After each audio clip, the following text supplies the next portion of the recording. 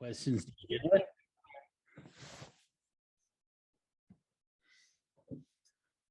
Zoom. It's sort of like being out there with real people and sort of not.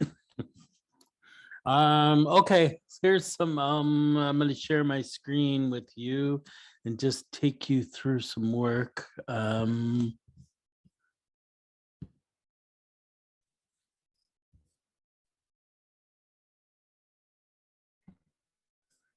Let's see. Okay, so I want to back up to when I was, I want to really talk about spirituality in photography. And I'm backing up to when I photographed almost everything on type 55 Polaroid, which was a wonderful black and white Polaroid that gave you a 4x5 negative. So I would shoot it in my view camera, and you have this peel apart Polaroid, and I keep the negative. The print really you can just throw away, but the negative you could wash it and fix it, and I would print from it. And I used to print, originally I started printing in the darkroom with it, but then with digital scanning, I found that if I scanned the Polaroid negatives, I really got fantastic prints. Because of the large negative, they had a lot of detail. You could print them really low. So I was printing sometimes 4x5 feet. 30 by 40 was a more standard, but sometimes I'd go quite a bit bigger than that.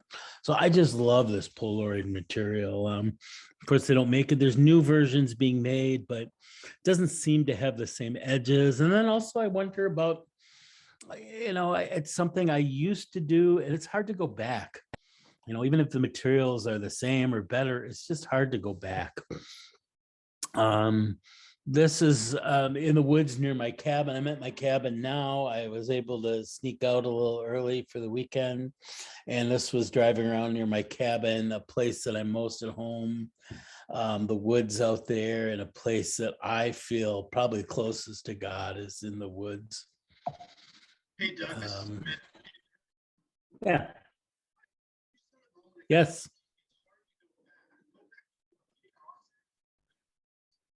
Is somebody asking a question? I'm trying to figure out now why. I think I think that was just background noise. Somebody forgot to mute themselves. Okay. And I'm trying to get this slideshow to scroll. There we go. Now it's scrolling. Okay.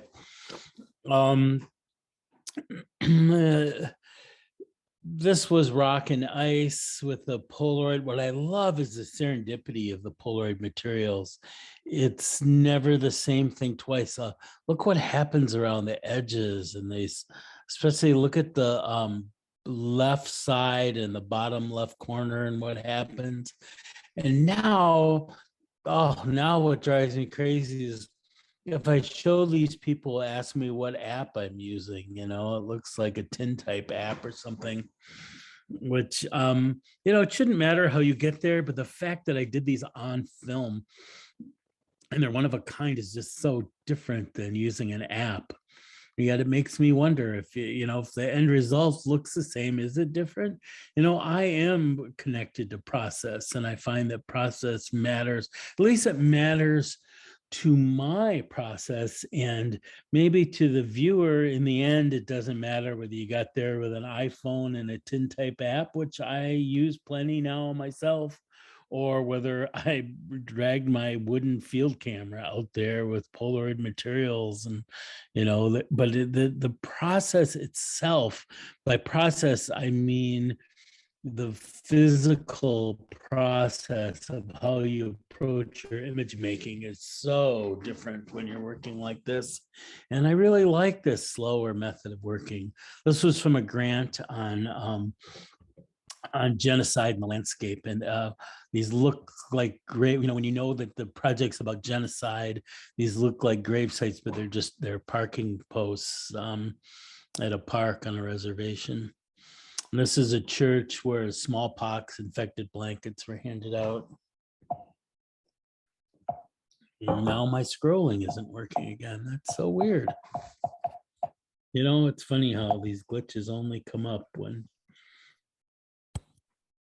you're trying to do Excuse me, these. this is Matt. Can you hear me? Yes.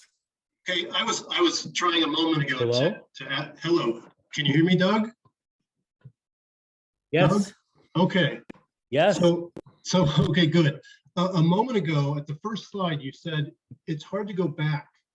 And I was Mhm. wondering, go back to what? Go back to a previous process or go Yeah, back go back to a previous process, but also go back to a previous way of working, which to me is tied with a previous way of thinking and approaching my subject. Okay, because yeah, I mean, I think that's what you were alluding to when you were looking at the last slide or two, because you mentioned it's hard to go back to that process. I just wanted to Yeah. make sure that was exactly. Yeah, I love this process. I love making these images. I love the way I was working then. And you know, things are it's different now. And so what I'm saying is, you know, they make this 4x5 Polaroid again. It's not Polaroid, and I don't think the edges and things are the same, which I love, but I know through Impossible Project, they're making the physical material again. But what I'm saying is, I'm kind of, even though that was my favorite and I mourn its loss, I haven't even gone back and tried the new stuff just because I'm at a different place. I'm a different person. Life It's not the is different. same. It won't be the same ever. Right, Because right. the film industry is gone. I mean, the Polaroid film industry, Impossible Project has given up on making the negative in the same way it was originally. You can't. Mhm. Yeah. Yeah, so it's an imitation at best. Yeah. So, but you know, as artists, we have to just move on. You know, if you're a painter, sometimes I suppose they stop making your favorite blue paint or something. You just move on and use other materials, right? No, you go searching the corners of the earth for the existing Trying to expired find- film, and you pay too much money for it. And somebody a while ago gave me a whole case of that Polaroid. Oh, And it was kind of exciting and kind of daunting. And unfortunately, the entire case was bad. I Well- gotta stop and go in again. This is so weird. Doug, I have a This question. is, Oh, yeah. sorry. Yeah, please. It's something of a technical, it's really. Yeah, that's okay. That's all right. All Um, questions. Did Good. you put your negative directly on the scan on the glass, or did you put it in a holder? You know, I'm having ultimately I got the best results because I was making very large prints for these projects. I was having them drum scanned. Oh, you would have them scanned. You didn't have to do Yeah, I it. would Oh, have them drum scanned. that makes sense. And, They look you so know, good. those are really, Yeah. they're like $150 per scan or something. But yeah, normally I would put them on a flatbed, an Epson flatbed scanner, Yeah. you know, in a holder. But I got so much better results with the drum scans. Oh, cool. Okay, thank you. Mhm. This was another grant project I had on just spring green space. And this looks very Native American with the flag, but it's a surveyor's flag where they're turning these woods into a golf course. Because of course we need more golf courses.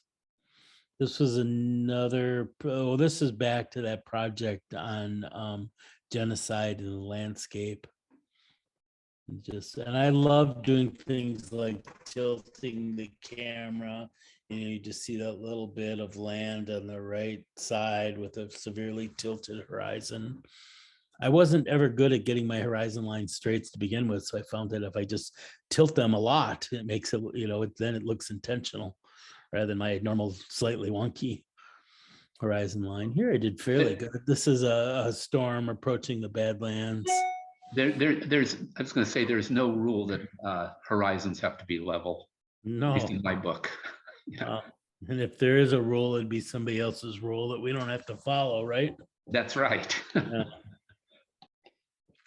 This one, I love this image, and it's significant to me because I made this and thought, well, it's just empty. There's nothing there.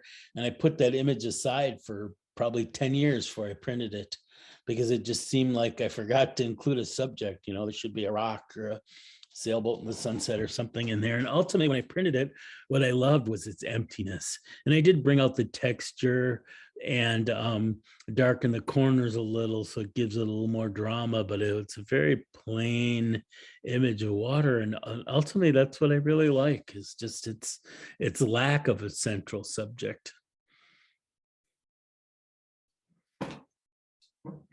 And I do love photographing people too, of course. This was in the Badlands. Is that Denise? Yes, it is. All right. Oh, good memory. Well, she's great. So This is another one that sat. This is another one that I really like now, that it sat for years because I just didn't think it was a very compelling image. And it's funny how we judge those things, whether good, bad, boring, whatever. And then going back to it, I really like it. I think it's something in her expression, the way she's exploring with her hand. she's just she's just a wonderful model and very animated, very easy to work with. Mhm. Is this 2008 or? Oh God, I don't even know. Okay. Yeah, but it's just sat around for years before I did anything with it. This is in the river here at the cabin. And originally we were going to do nudes, but I just love that black velvet dress so much. And then to me, the spirituality comes from the way she's looking up into the light. And that really came because when she looked right at me, which I love eye contact too, her face was just not the way her face was in the shadows. I felt like she was just kind of blending into all the grays in the picture. And then when I had her just raise her chin up and face up into the way the light caught her face, just that's when it came alive. But it also gave it a much more spiritually connected look, and with her hands too. I do love hand gestures. This one is made with a 4x5 camera, not on Polaroid, but on film. And the only thing really in focus on that are the rocks in her hands. I think I might have stood on the top of the hood of my truck to get just a little height and looking down at her. And then I racked the view camera the opposite way as you should to throw everything out of focus but the rocks. So this is a plastic toy camera. This is Borobudur. I had another grant to photograph sacred places around the world.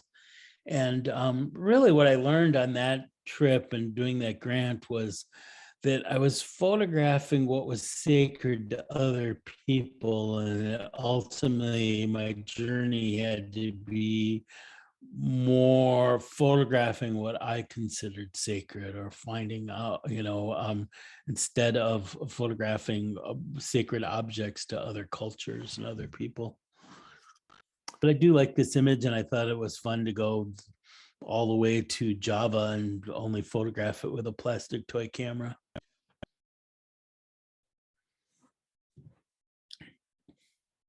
This is what became my normal working method. Was a Hasselblad camera and Tri-X film. And this is at Wounded Knee, the memorial. And I found that heart rock and stuck it in the barbed wire as a tribute, and then walked away. And then a few minutes later thought, wait a minute, I should go back and photograph that. And to me, of course, the fact that I'm the one that put the rock there is not an issue at all. If you're a photojournalist, or if you're there for National Geographic or something, that would be the biggest sin, right? But as an artist, it doesn't matter. Oh,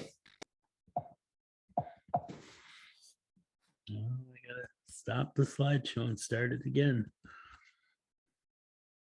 The horse in Badlands. A lot of you have seen this image. We're all back to plastic camera in Ireland. This is in Norway. This was done as a self-portrait. Self-portrait is empty boat. And I felt this. I felt myself as an empty boat, and I photographed it as a self-portrait, as opposed to seeing it later as a self-portrait. Not that it matters, but I just thought it was interesting that I recognized something of myself in that empty boat. This is a road trip through Mississippi. It's a handmade grave of a freed slave. We got a guidebook and we're driving around finding a number of these. It was fascinating graves. Here's a few pictures from Peru. This is a shaman during her shaman ceremony, and I love the way the smoke is obscuring her face, and what a great face she has.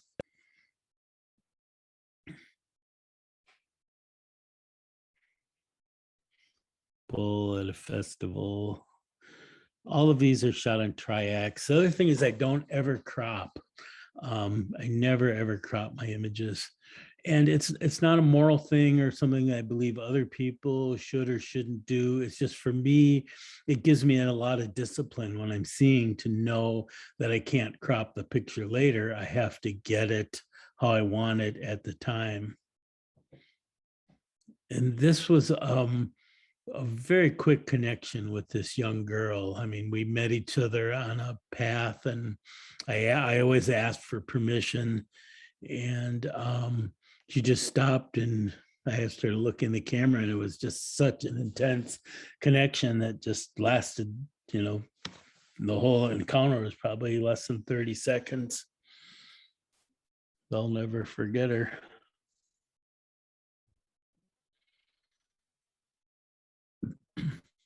This is one that I really love. I don't think other people resonate with this picture so much, but I don't know. There's something about it I really love, and I don't know if I've ever even figured out what. Maybe it's a very effeminate Jesus, which I love. It was on somebody's wall, a wall of a home on a floating reed island in Peru. There's just a real tenderness there that I love. This is a shaman ending a ceremony by throwing up cocoa leaves, which I had no idea it was going to do. But I love the way they caught the light. And this is sunrise solstice.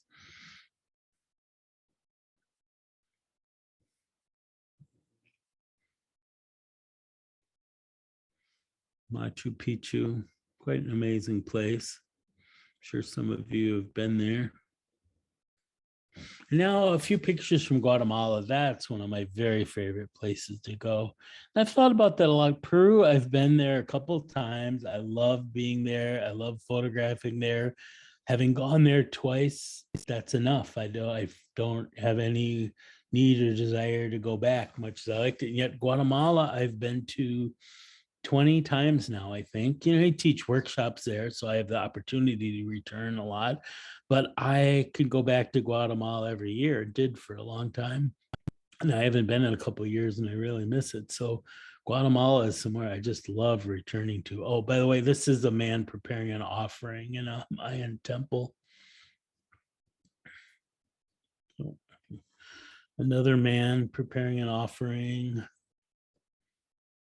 And I do, even in these kind of situations, I do ask for permission. I try to be very respectful. I just hold my camera up and wait until we make eye contact, and hold my camera, and they'll nod that it's okay, and I make my pictures and then kind of melt back. And I usually get yeses. And I think if you approach people very respectfully, they're usually pretty cooperative, I've found. These are candles at the in the temple. And this is right at dusk of a procession in the streets of Antigua. And it's a little bit blurry picture, but what I like about this is it has the feel of that moment. Had I used a tripod, I could have got a clear picture or a flash. Yeah, technically that'd be better, but I don't think it would have the feeling that the slightly blurry one has. And I'll take feeling over technical execution any day. I want my pictures to be infused with emotion, spirituality, yes, but emotion, very important to me. And it's stuck again. Okay. Wow.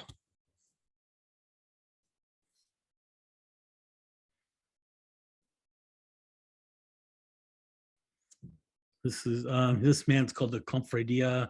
It's kind of be loosely translated, maybe the shaman of the temple. And the cigar smoke is used to carry your prayers to the gods. This is at the funeral of this man's son. A very sensitive moment, but again, I did wait to make eye contact and get his permission before I made the pictures.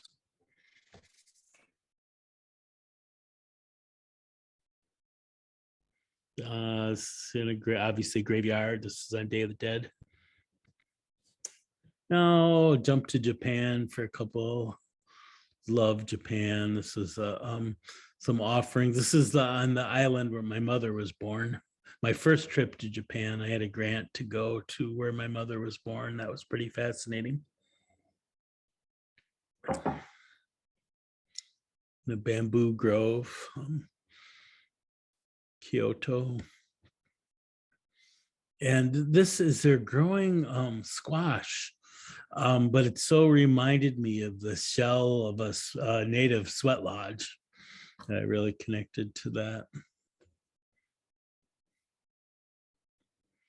And now we're jumping over to Ireland.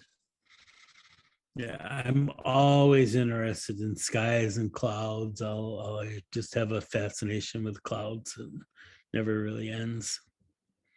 Hawaii. This was before the opening of a show I had there on the Big Island, and they asked this Zen priest to bless the gallery before the opening. And I'm not a conceptual photographer much at all, but I did see him as this man between worlds. So I asked him to come stand on the yellow line in the street. It's kind of a symbolic for being between worlds. The great monkey pod trees there. This is in the Japanese cemetery on the Big Island. Back to plastic toy camera, the Kako Falls. What's amazing is I've made a 4x4 footprint of this from a plastic toy camera negative, and it actually looks pretty dang good. I'm always amazed when you can print that big and they still look good from those little negs. My friend Franco's hands. I love the dried leaves. This in Hawaii, they're just otherworldly to me, and this felt like such an offering. In China, calligrapher. This is a little shrine, a little very small local shrine on the side of a mountain hiking in China.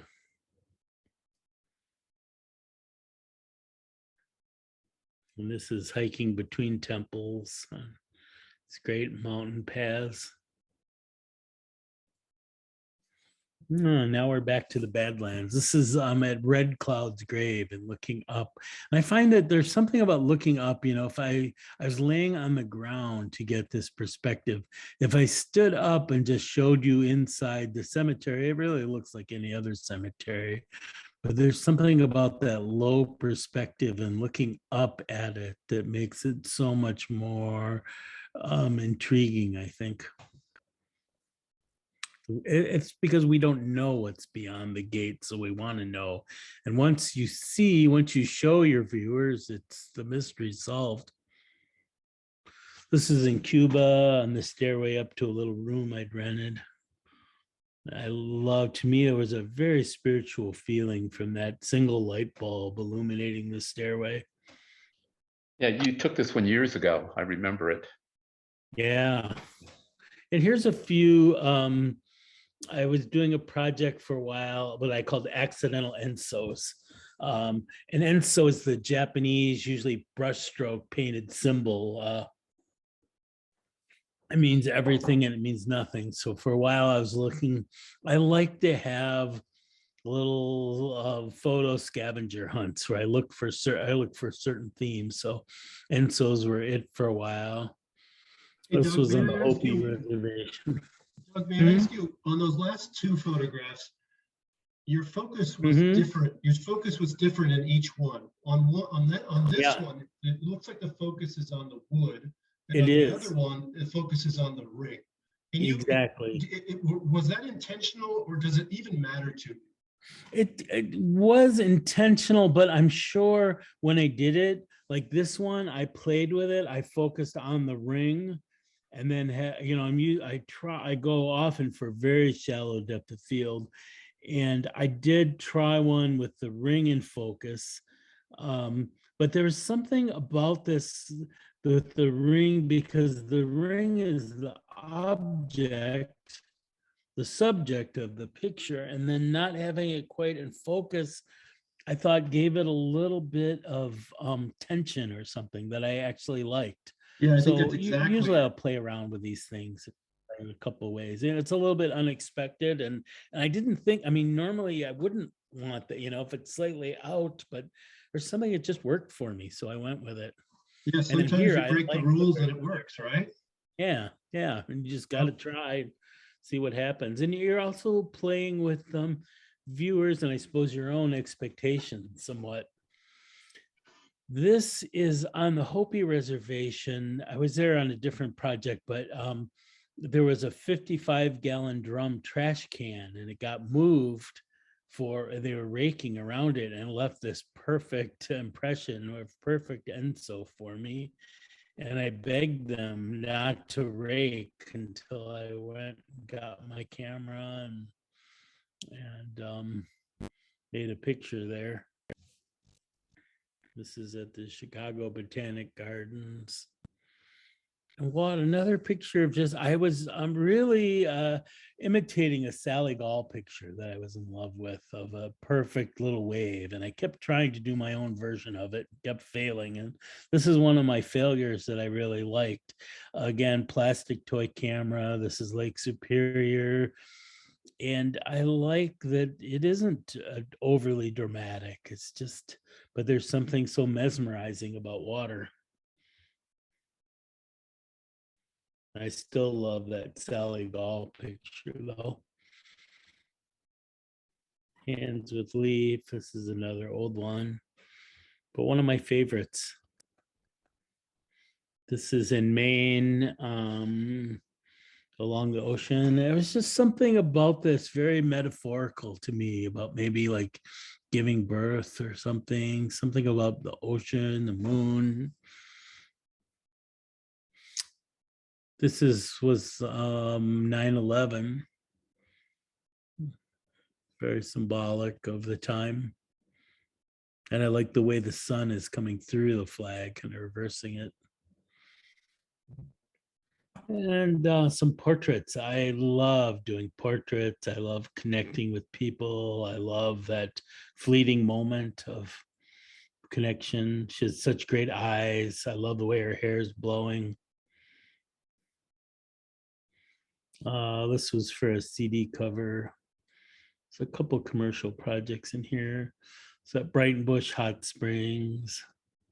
This was an assignment. This man was both a very well-known meditation and yoga teacher as well as a businessman.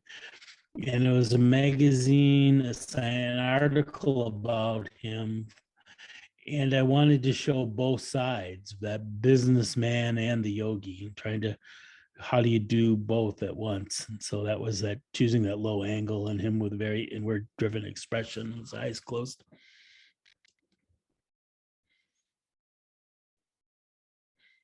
Zip right, Bush Hot Springs.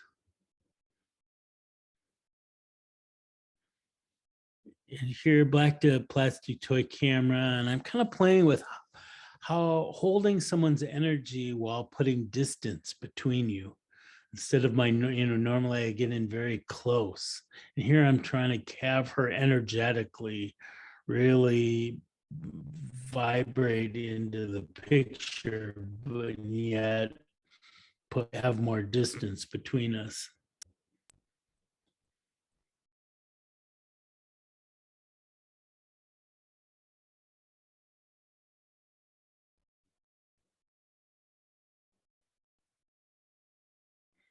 This is the it was in the Badlands, and it's just the sand on his hands holding him up, but it almost looks like he's pressing against glass or something. I loved her profile.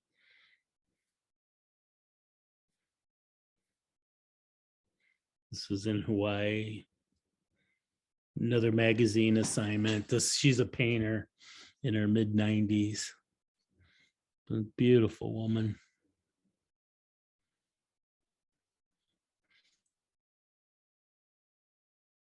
Sometimes that's a great thing about commercial work, is you get to meet and photograph people you'd never meet otherwise. Another thing I love doing is making pictures of people making pictures. So I have, this is the only one I put into that, but I have a big series. And it's interesting with these series too. I don't know what I'll ever do with them. I'll probably never publish them or exhibit them. I have a section on my website, but I do love making pictures of people making pictures. So as long as it's interesting, I'll keep doing it. I certainly don't know if they'll ever be used for anything, and that shouldn't matter. I think that you just have to follow your interests where they take you. This is my friend Jenna, was having a lot of spinal issues, and we collaborate on things, and she really wanted to do this whole series of things around her spine. This is back at my cabin, Ireland. One of my favorite models, who is an ex-priest.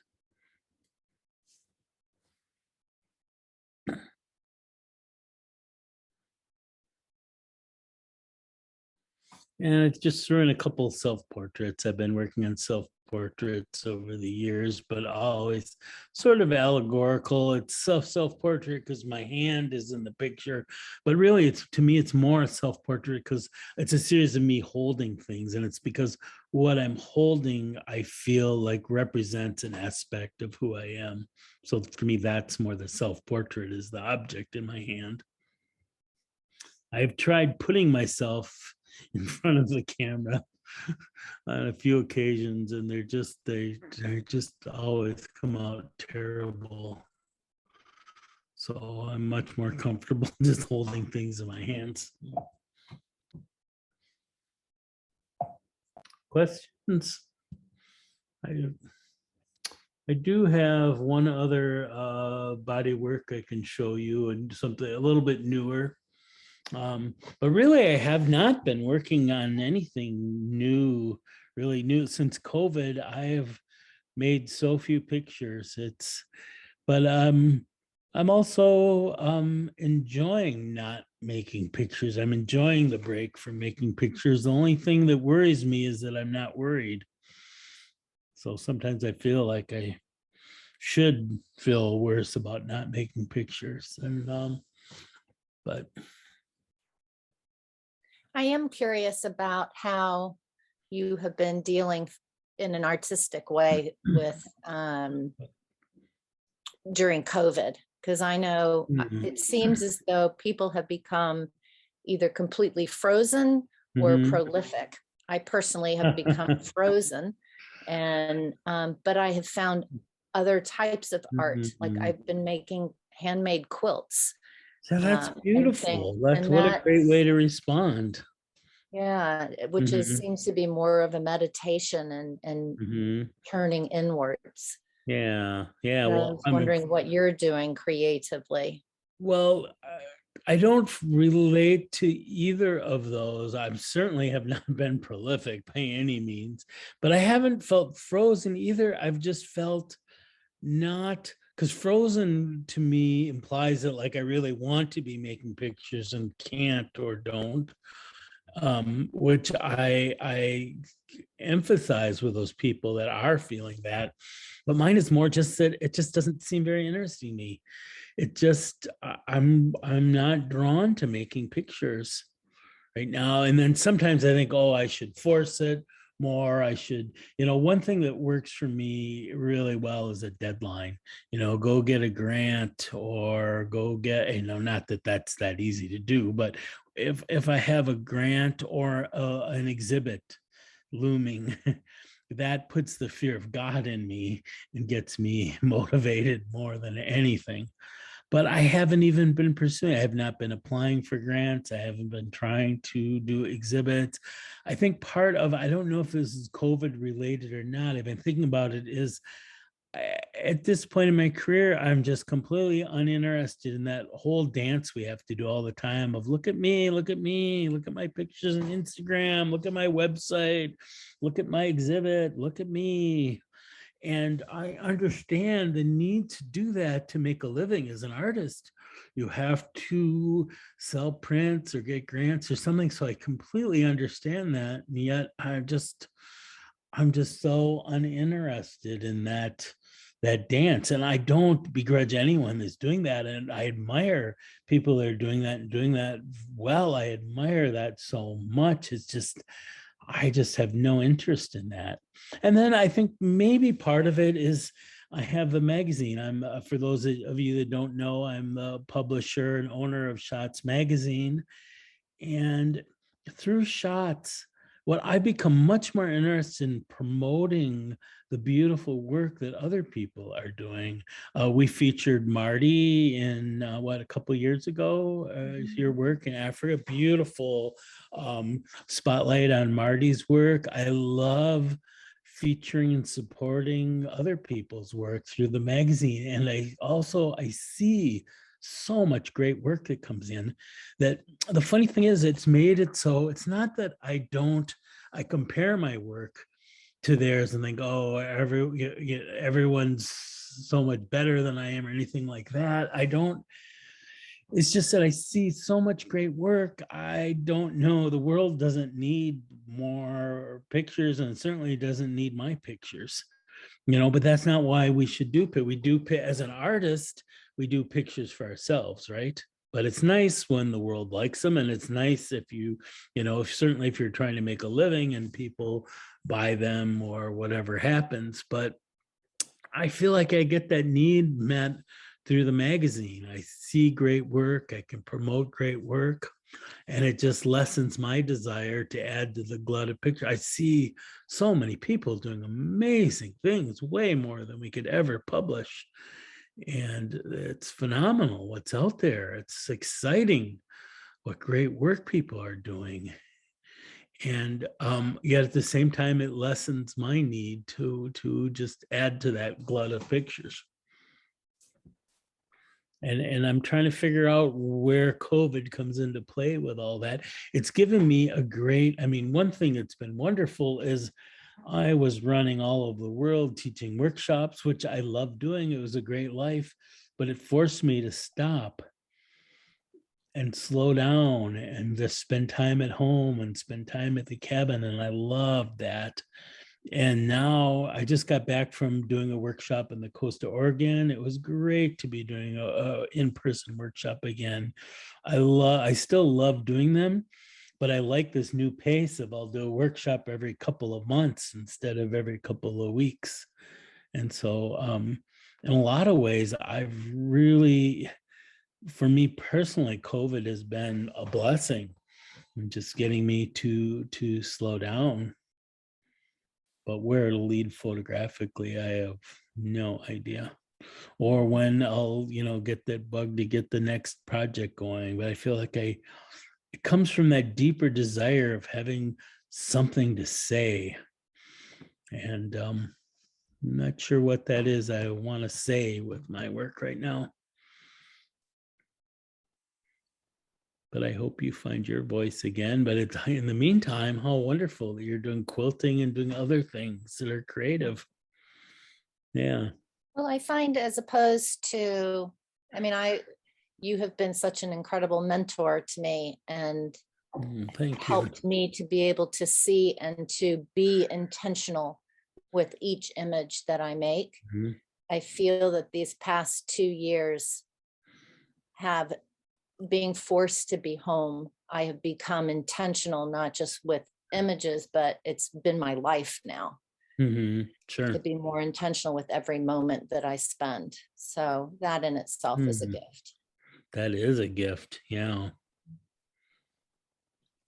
Yeah. Well, it's just, again, it's been so great to me to have the pause button pushed on that rat race of trying to see and be seen and trying to get noticed and trying to get exhibited or funded or whatever. And just this great chance to reevaluate what we're doing and why and how. And yeah. And I part of it is, I'm sure, the aging process too. I'm tired of dragging a heavy bag of camera equipment around the world. I want to just go back to the lightest material. I love the new mirrorless cameras and things, but I also love my square, that film square that I get with a Hasselblad. But those Hasselblads, God, they're heavy and clunky, and yeah. God bless iPhones, huh? But there's something in the process. I love the freedom. I photograph my iPhone a lot, but I don't take it that serious. I know there's very serious artists that work with iPhone, and I love that. I just, I use it more like snapshots and like a sketchbook, and I'm fine with that. And I still am wedded to my film process. It doesn't have to be film, but there's something about shooting with film that I still love. I love the way it just slows me down, and I don't, digital, there's just, I don't like the editing either. I don't want to come home and have to sort through 400 digital files. I'd rather look at a few rolls of film. So it suits my temperament. And that's where, that's what it's all about too, is what suits you as a person. Not, I would encourage everyone to just find the materials that suit the way they want to live and who they are as a person, and be incongruous with that, be in concert, be synchronous with your materials in whatever way you can. I do feel that more with film somehow. It's not that I think film is better.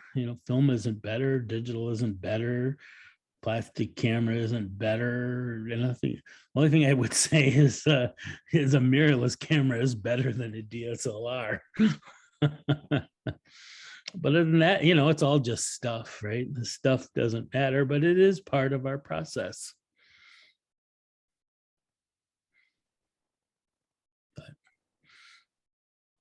Do you want me to show you a few more images, or do you have questions? I'd love to see more images. Yeah, so would I. Okay, I'll do one more screen share then. I have another small body of work that, where'd it go?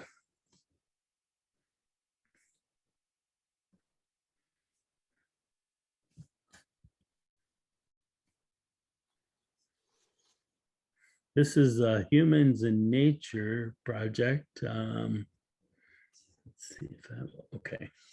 Can you see this? Not Am I yet. screen sharing? Okay, let me try to screen share again.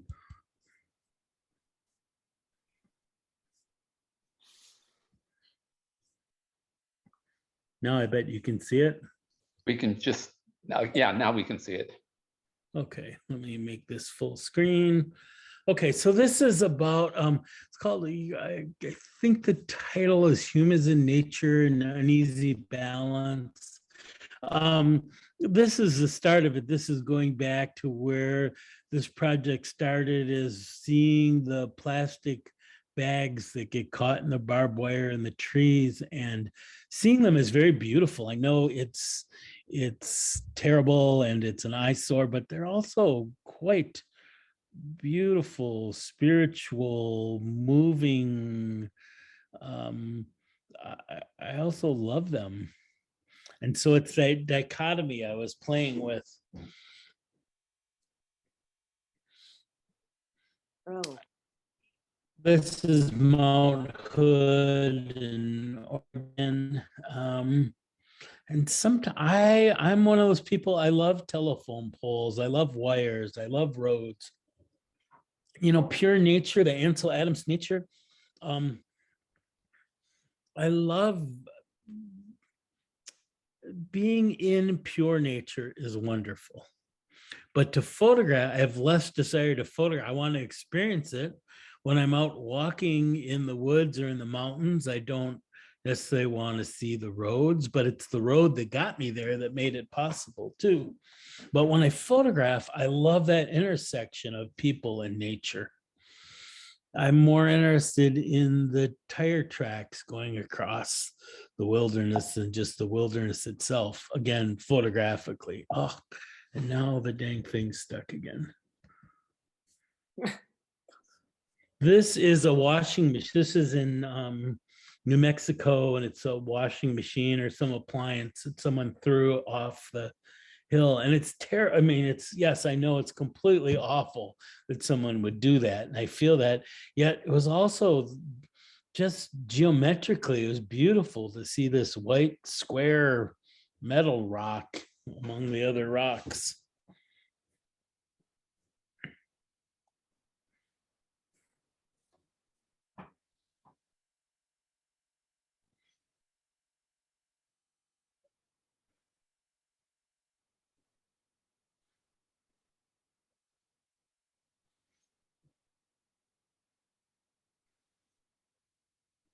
wow. This is Guatemala, and I photograph these telephone poles all over the world. This is in China. I'm just completely fascinated by them. Wow. Ireland.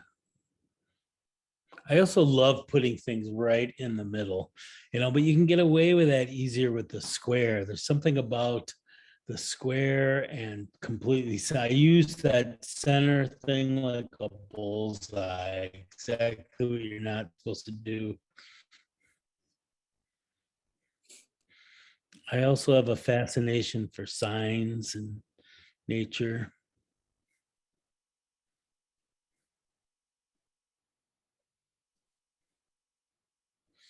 This one is a little hard. This is where a clear cut happened.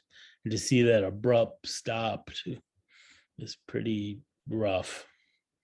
But most of the time, I'm not trying to tell people that, oh, littering is bad, clear cutting is bad, people bad.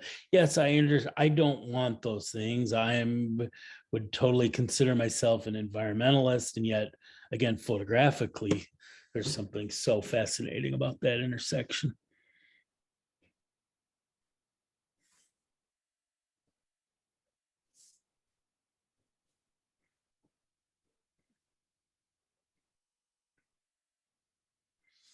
This was in Aspen, and I came around the corner, and I suppose if you live in Aspen, to see chairlifts is no big deal, but for me, it was just so weird to be hiking in the summer and see chairlifts.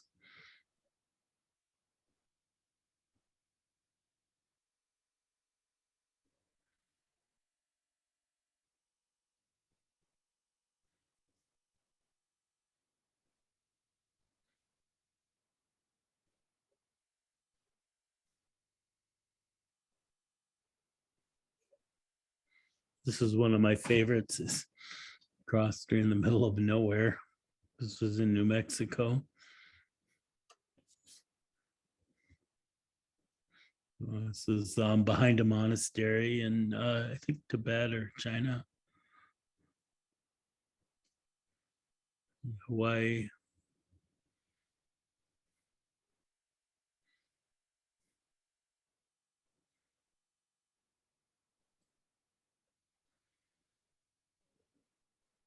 This is in Maine. So I don't know if this project, I think this project might be done now. This summer, I was on a trip to Alaska this summer and I photographed the Alaskan pipeline where it went into the ground. Somehow when I photographed that with the mountains behind it, it just felt like that was the completion of this project. I don't have that one in here yet. But it's, I guess I brought it up because sometimes it's hard to know is when is a project done? When do you keep working on it? When do you add to it? When is it done? I think it's just an intuitive thing. Maybe you have to ask the project itself or ask the pictures itself. When do they need or are they finished? And then if the nice thing about having the project done is that now it allows me, now I can do something with it if I choose. I could try to figure out what's the next step for this project if there is one.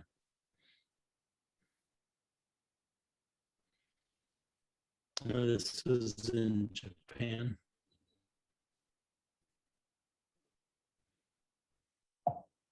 Oh, I think that's the last one. Questions? Thanks, everybody. Yeah, I'd love to answer any questions you have. Just one question. Mhm. On your 4x5s, the Polaroid stuff, you said they unique. Now the image is unique, but do you print multiple copies from the digital, or do you just keep Yes. No, okay. I do. What I meant by unique is that if I pull the second one, if I shoot two, once my camera's set up, if Right. I shoot 2 sheets of film, unless something's changed in between, the 2 sheets are identical. With Polaroid, every time you pull a new one, it's different than the last one, the way the edges are and the way the all the stuff that's on there, the goop that's left behind, all that Right. stuff. So that's what I meant by it's each one is unique, each one's different. Yeah, just like collodion, Yeah. every one you make is going to be different. Yeah. But I love that. Right. No, I knew what you meant by unique, but I was just Okay. curious if that meant that you only ever printed that one. If you made copies and you do make the digital copies. Yeah, right. Yeah. So I will then settle on that one negative, that one version when I scan it. And then, but I will definitely, I will feel free to make multiple copies. That's what I love digital printing. Much as I love film, I also love digital printing. To me, that's a great, that was a very good darkroom printer. It was hard to let go of because I was very skilled in the darkroom. But the wonderful thing about digital printing is once you have one down that you like and you're happy with, to print it again just means pressing a button. How cool is that? Where a darkroom print is just as hard. It's just as hard if you go in a week or month or a year later, it's just as hard to print it the second time as it was the first time. Well, with the digital, you do have to buy new ink once in a while. So yes, you do. And light incense to the Epsom gods or Canon gods or whatever church you worship at. Hey, Doug, it's Cheryl. I have a question. Oh, hi, Cheryl. Hey, do you seek out the projects or do they find you? Both, I guess. Sometimes they happen. I mean, one way is when you want to get a grant, a grant deadline is coming up, say, and you want to apply and you look at your work and you start to extrapolate like, well, I can see myself heading in a certain direction there. So I'll kind of make up the project as something to head towards. Other times I have the project in mind And I think there's other times they just find you by what you're out there. Look, by roads was one. For a long time, I was doing panoramics of roads, and that's one that found me. I just was looking at my contact sheets and started noticing, man, my God, I photograph a lot of roads. And then once I made that, became more conscious of that, I started seeking the roads out. And then I turned it into a project where I really pursued those roads, finding those and photographing those roads. Totally get it. Thank you. Mhm. You. Hey, Doug, I want to ask you about your grants. Yeah, sure. What do you think has been your key to success in landing grants? Do you think it's the material in the content of the photographs? Do you think it's the way you write the grant proposal? Or It has something to do with else? all of those things. I mean, the first thing really has to be, you have to find photographs that they find compelling. And that's hard enough. But once you have photographs that what one grant committee finds compelling, the same grant the next year might find completely uninteresting. But it starts with the photographs. It starts with the visual, because if they don't like the photographs, it doesn't matter how good your grant writing is. But then after that, grant writing, but then, if they give away, it's just like entering entering an exhibit or something, or a photo competition where, maybe there's room, maybe they're giving away 10 grants and 200 people apply, but they narrow it down to 30.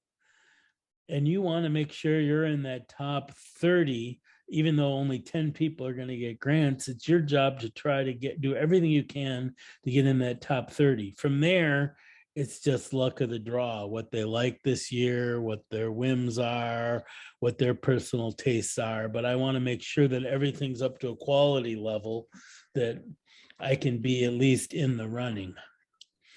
Yeah, so it sounds like be persistent, because you don't. Yeah. If you're confident in the quality of your photographs and the content, then keep plugging away. Yes. And I know there are times where I didn't even apply because I could tell when I was writing the grant that my heart, I was faking it. I was just making it up, or I was BSing. I could just tell it just wasn't there. And I thought, if I can't even convince myself that this project is worthwhile, there's no way that a grant committee is going to find it worthwhile. But once you have that project and you think it's good, it's good, don't give up because you don't get a grant the first or second or third time. It's just like an exhibit, it's the whims of the judges too. But if there's things you can do to make it better, if you can have a tighter selection, if you can have a little bit better proposal, those are really great things. It's how do you stand out then once you catch their eye. Great, Another thing I love about grants is that writing the grant proposal is a way of helping me understand my own work. It forces me to think about and look at my work and try to write about what I'm doing. Like the project I just showed you about humans and nature, I tried a number of times to get grants for that. I did finally get a small grant, but I tried a number of times of getting grants for that. And I had the hardest time. I had a hard time explaining to my friends what I was doing photographically, and even a harder time trying to write about it and explain it. And so I knew that was going to be a long shot when I couldn't even explain it yet very succinctly. I think sometimes you got to have what they call your elevator pitch down. They can really say very succinctly what it is you want to do and the direction you're heading with it visually. There's another saying about grants is you get grants for work you've already done, which I think is true in a way. It's not like you've already done the project, but you can't be what doesn't work is like you're a portrait photographer, but you want to do a landscape project, or you're a landscape photographer and you want to do a portrait project, or, you're photographing with one style and you propose something else. And as artists, we want to change and grow and try new things. But in grants, you need to show work that's similar to that you say you're going to do, and yet you haven't done it yet. Yet you have to show that work that really shows that you can do it. So it's an interesting catch-22. If there's nothing else, I think we'll wrap it up tonight. I want to thank Doug very much for hanging out with us for an hour, and all of you for stopping in. We're taking a break in December, but we'll be back January 20th with Jennifer McClure. So hopefully we'll see you then. Oh, great. If I don't see you before, everybody have happy holidays, and we'll see you next year. Thank you again. Take care, everybody. Thanks for being here. Thanks for showing up. Thank you, Doug. Thank you, It was Doug. great Thank you, hearing Michael.